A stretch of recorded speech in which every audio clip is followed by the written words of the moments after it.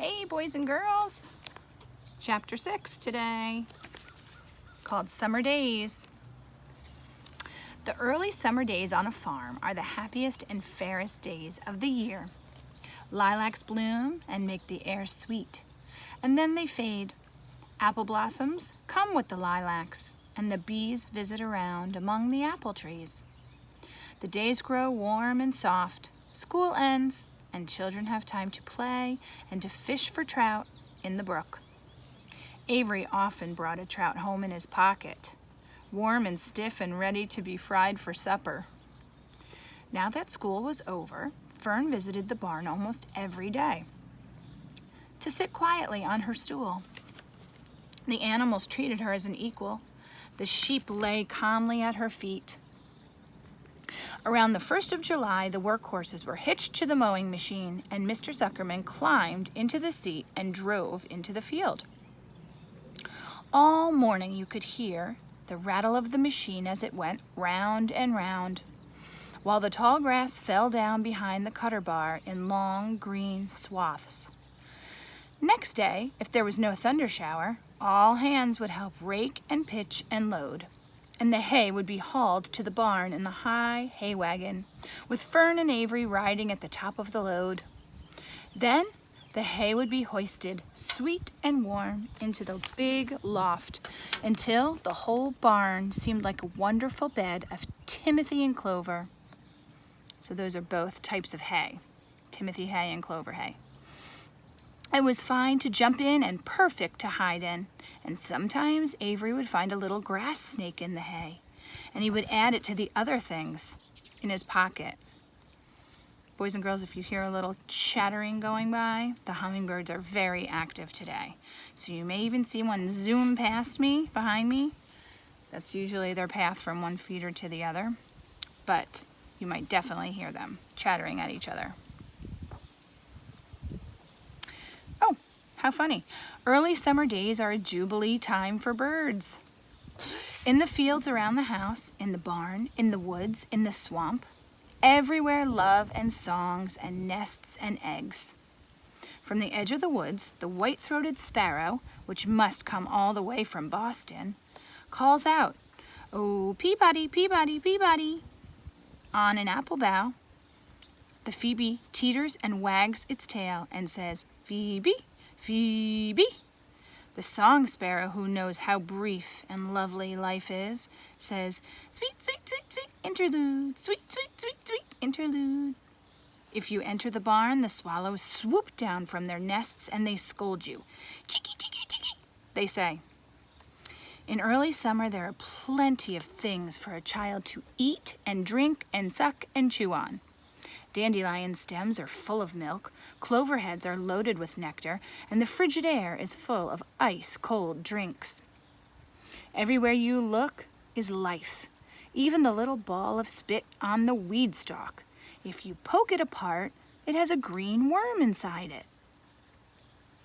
And that might be something that you come across if you're out and about, observing things in your yard. You see a stalk, a tall stalk on a weed, and you see a little, what looks like a little foamy spitball on the top. It's actually a little place where a worm hides. So it's pretty interesting. I used to see those around my house when I was younger, when I was a little girl. Frigid air. I'm wondering if you know what that means.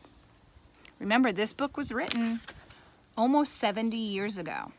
So things have really changed since the time that this book was published by E.B. White.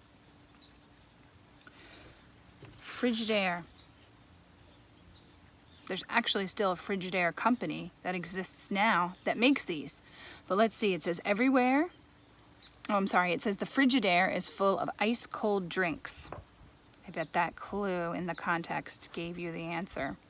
It is a brand of refrigerator, but people used to just call their refrigerator the Frigidaire. And on the underside of the leaf, of the potato vine are the bright orange eggs of the potato bug. It was on a day in early summer that the goose eggs hatched. This was an important event in the barn cellar. Fern was there, sitting on her stool when it happened. Except for the goose herself, Charlotte was the first to know that the goslings had at last arrived. The goose knew a day in advance that they were coming. She could hear their weak voices calling from inside their eggs. She knew that they were in a desperately cramped position inside the shell and were most anxious to break through and get out. So she sat quite still and she talked less than usual. When the first gosling poked its gray-green head through the goose's feathers and looked around, Charlotte spied it and she made an announcement. "I'm sure," she said, "that every one of us here will be gratified to learn that after 4 weeks of unremitting effort and patience on the part of our friend the goose, she now has something to show for it. The goslings have arrived. May I offer my sincerest congratulations." "Thank you, thank you, thank you," said the goose, nodding and bowing shamelessly. "Thank you," said the gander. So we know the goose is the mother bird and the gander is the male. He's the father bird. "Congratulations!" shouted Wilbur. "How many goslings are there? I can only see one." "There are 7, said the goose. "Fine," said Charlotte. 7 is a lucky number." "Luck had nothing to do with this," said the goose. "It was good management and hard work."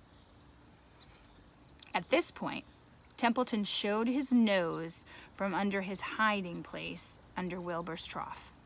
He glanced at Fern, and then he crept cautiously toward the goose, keeping close to the wall. Everyone watched him, for he was not well liked, not trusted. So you know trust means when you can count on someone to do the right thing by you, to tell you the truth, to help you if you need it. So he's not trusted, which means the others don't believe he will always tell the truth and don't believe he will help if they need him.